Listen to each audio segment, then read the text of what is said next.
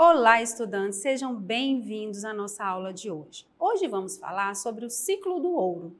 De suma importância entender este período, pois foi o desenvolvimento que deu nas Minas Gerais. Através do ciclo do ouro, ele se tornou muito importante na distribuição das cidades, nas construções de novas vilas, arraiais, e nós vamos entender este período, a sua economia, o que mudou, a política. Então, convido vocês a participar desta aula comigo.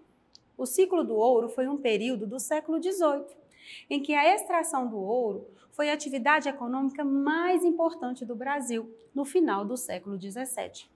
As exportações do açúcar, referente ao ciclo da cana-de-açúcar, teve uma significativa queda, por causa da preferência que a Europa deu ao açúcar holandês. Por que a Europa deu esta importância ao açúcar holandês? Pela excelente qualidade do produto e o baixo preço. Assim, se instalou a crise econômica que se estabeleceu no Brasil. Fez Portugal buscar novas alternativas como fonte de renda. E uma delas, e foi de suma importância, foi a conhecida como o ciclo do ouro. Teve início quando os bandeirantes encontraram minas de ouro no estado de Minas Gerais, Mato Grosso e Goiás. Mas, somente no final do século XVII, foi revelado que no estado de Minas Gerais havia ocorrência de ouro. Já os diamantes só vieram a ser descobertos na segunda década do século XVIII. O primeiro achado de ouro foi denominado ouro de aluvião, que significava ter sido encontrado nos vales dos rios. O ouro de aluvião foi encontrado nos vales do Rio Doce e dos Rios da Morte. Esta descoberta provocou uma grande migração para as Minas Gerais. Vamos observar a imagem que aparece? Aqui é o estado de Minas Gerais. Todos esses pontos marcados e essas cidades, elas fazem parte do ciclo do ouro. Então, Diamantina, Belo Horizonte, Sabará, Ouro Preto, Congonhas, Tiradentes, fazem parte deste ciclo. Esta outra imagem é um bandeirantes. Este bandeirantes está representando todos os bandeirantes que fizeram esta exploração. Aqui, este bandeirante em especial é Fernão Dias. Ele é de São Paulo, partiu de lá para a descoberta dos ouros e metais preciosos, na região de Sabará. Iniciou-se, então, esta corrida, a primeira corrida do ouro da história moderna. A quantidade de gente deixando Portugal para vir ao Brasil era tanta que em 1720, Dom João V criou uma lei para controlar essa saída dos portugueses, como a proibição da emigração de portugueses do noroeste de Portugal. Bem, com autorizações especiais e passaporte para os outros casos. Então, ele deu uma barrada nessa saída, porque já estava se tornando insustentável a saída de portugueses em busca de ouro. O que aconteceu? De 300 mil habitantes, em 1690, a colônia passara a cerca de 2 milhões de habitantes. Então, estava exorbitante a saída e se tornando um verdadeiro caos. Durante o século XVIII, o auge do período da exploração do ouro no Brasil, diversos povoamentos foram fundados. Esta foi a medida encontrada pela coroa para tentar acalmar um pouco o verdadeiro caos que se instalara na colônia, com cidades inteiras sendo abandonadas por seus habitantes que saíam em busca do ouro no garimpo. Então, o que eles queriam? Uma oportunidade. Então, eles saíam das suas cidades para buscar esta oportunidade nos garimpos. Durante décadas, Portugal explorou e canalizou os recursos através do ciclo do ouro. A metrópole sempre cobrava impostos altos sobre essa atividade, a exemplo do intitulado Quinto, uma taxa de cerca de 20% em cima do ouro que era retirado das minas. Então, 20% ia para Portugal, 80% ficava no Brasil. E esse que ficava era distribuído em todos a quem estava fazendo essa exploração? Não, esse poder econômico ficava nas mãos da classe média e da classe alta. Haviam outros impostos cobrados sobre o ouro extraído no Brasil, como, por exemplo, a derrama. Uma cota de cerca de 1.500 quilos de ouro anualmente, como meta a ser atingida pela colônia. Então, a meta da colônia tinha que ser de 1.500 quilos de ouro anualmente. A captação era outro imposto, que era pago pelo senhor por cada escravo que trabalhava para ele. Aqui nessa imagem, vocês podem perceber que essa aqui é o ouro, ele era fundido, e aqui tem o brasão da coroa, aqui vem colocando o peso. Então, toda a referência do ouro, o período, o ano, vinha timbrado nele. E deixando claro os dois impostos mais importantes, o quinto, a derrama, e a captação era o terceiro imposto, também muito importante na época.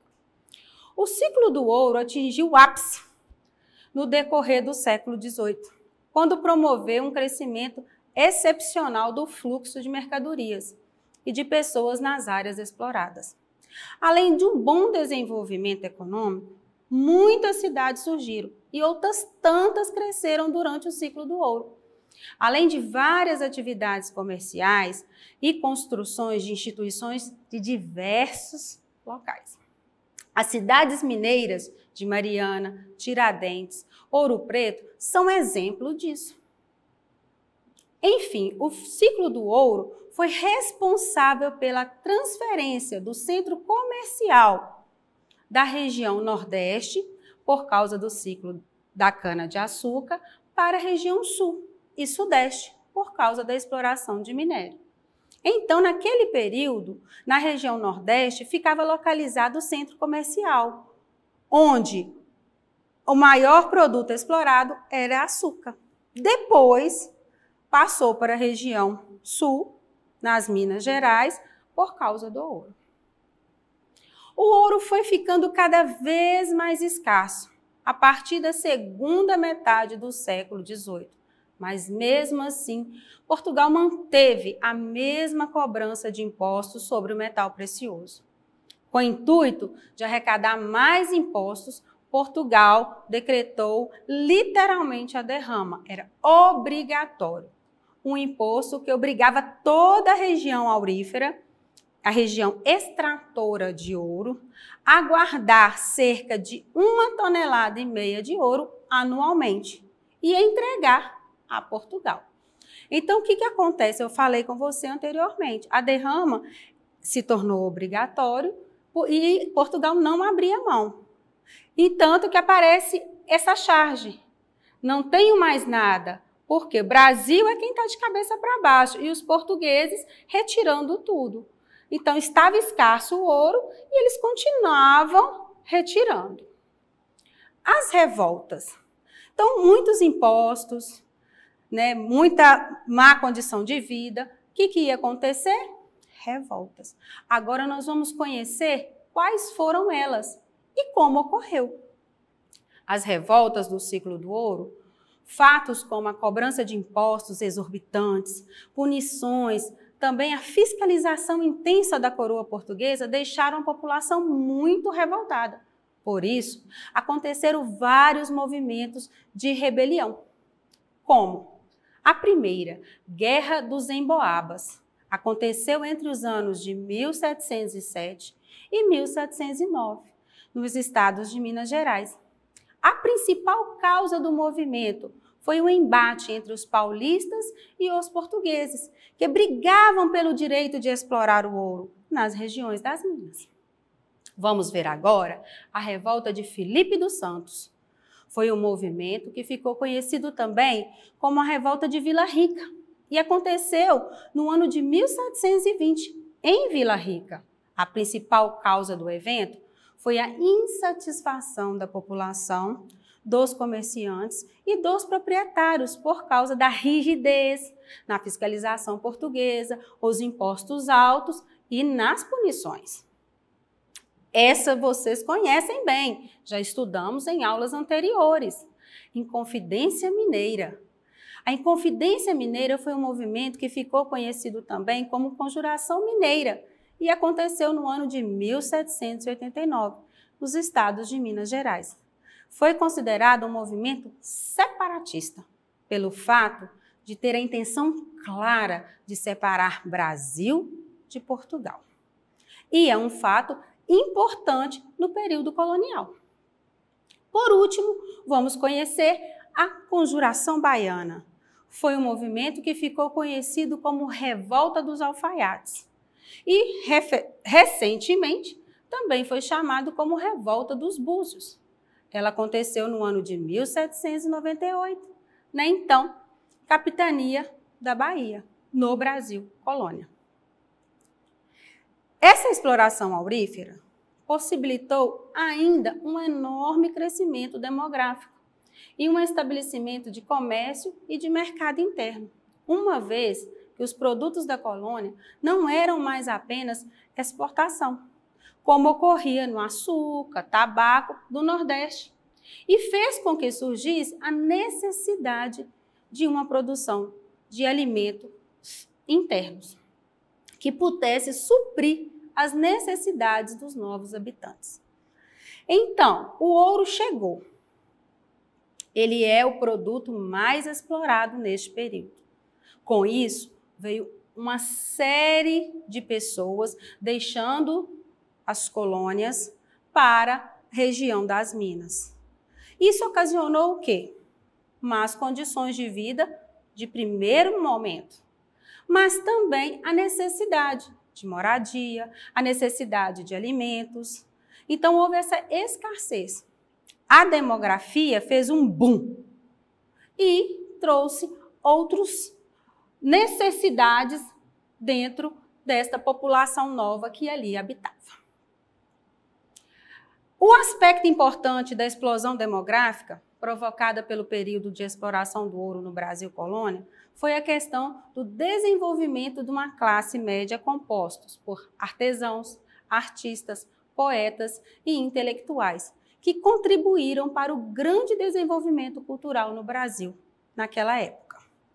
E o que a gente pode entender, Andresa, da aula de hoje? Falamos sobre o ciclo do ouro. Vamos voltar um pouquinho nos pontos principais? Ciclo do ouro. Matéria-prima de maior exportação no período do século XVIII e XVII. O que ocasionou, Andresa? A queda do açúcar, então necessitava de um produto para explorar. A economia estava em crise, então chegou o ouro. Com a chegada do ouro, o que aconteceu? Os interesses, tanto da coroa quanto das outras colônias brasileiras. Qual a região? Região das Minas Gerais. Então, houve o deslocamento das outras cidades para a região das Minas Gerais. Portugal também teve um problema que os habitantes de lá queriam sair para explorar esse ouro também. E com isso, o que ocasionou? Problemas. Problemas de infraestrutura, que Minas Gerais estava sendo povoado, más condições, falta de mercadorias.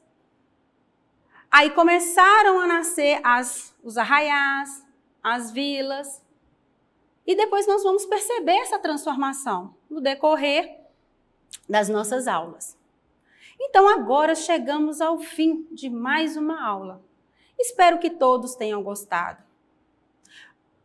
Para rever, basta vocês acessar o canal do YouTube e digitar Ciclo do Ouro SMED GV. E para acessar nossas atividades, aponte a câmera do seu celular no QR Code que aparece no canto da tela. Tenha boa aula, bons estudos e até mais!